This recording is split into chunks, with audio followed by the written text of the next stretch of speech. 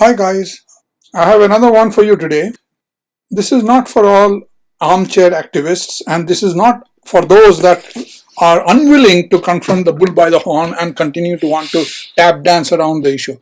So those who want to really do something meaningful by confronting our politicians, there is no other way to solve this glyphosate and GMO issue without realizing that the jokers in the packs are the politicians who allow things to happen, and we are the bigger jokers for allowing the politicians to get away with it. So those of you who are willing to take that commitment and confront our politicians, listen on. Those who are not interested, just go somewhere else. Listen to somebody else, do whatever you want to do. This one is not for you.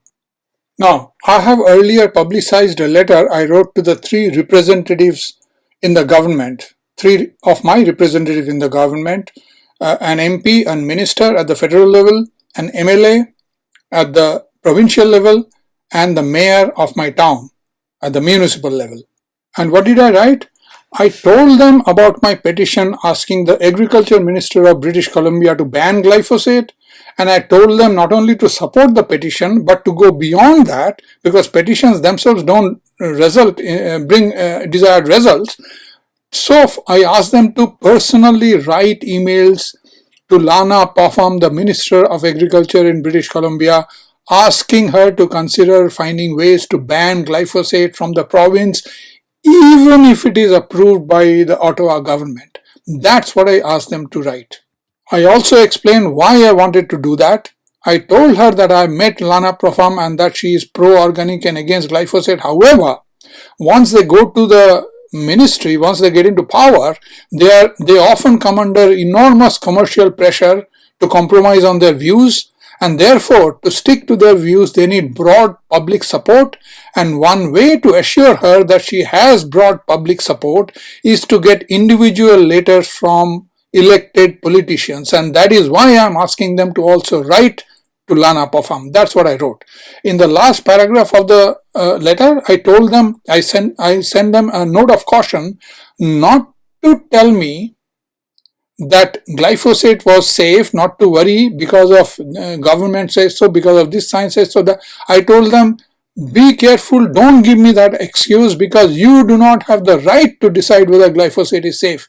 That right belongs to the people. All that the government needs to do is disclose the hitherto hidden safety documents on glyphosate and place them in public domain and let the people decide. That's all you need to do. So don't give me that, and please consider writing to the Agriculture Minister. Now, that letter produced an interesting response from the municipality of Delta, telling me that my letter has not only been read by the mayor, but it has been circulated among all the other council members, as well as the chief administrative officer of the town, and also the director of corporate services, the manager of climate action and environment for consideration and response as appropriate. Not only that, they have decided to place it in their general meeting on September the 18th, when my letter will be placed before the entire body for consideration whether everyone should write to Lana Popham about banning glyphosate or not, etc., etc. And then the result will be placed on the web, and one can see. Probably I can also attend the meeting if I want to, and so on. So this is the gist of the letter, and why I am making this video today is that if I could write to my representatives and get this response, whether they ultimately write it or not, the whole thing goes on record that they had to discuss this matter of glyphosate poisoning of the people, and the petition and the offer of writing to the minister directly, the agriculture minister directly, asking her to ban glyphosate. This whole thing has to be discussed in the open general meeting, and it goes on the record books forever that they had to discuss it. Whichever way they decide, it goes in the record, and that is something to raise awareness at the political level, not just at the level of armchair activists, at the political level, forcing them to confront this issue.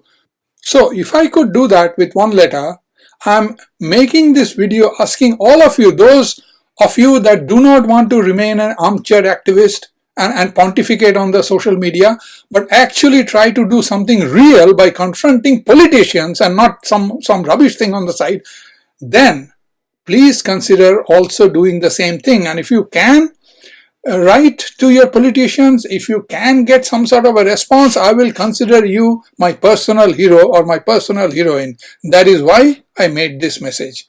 Thank you.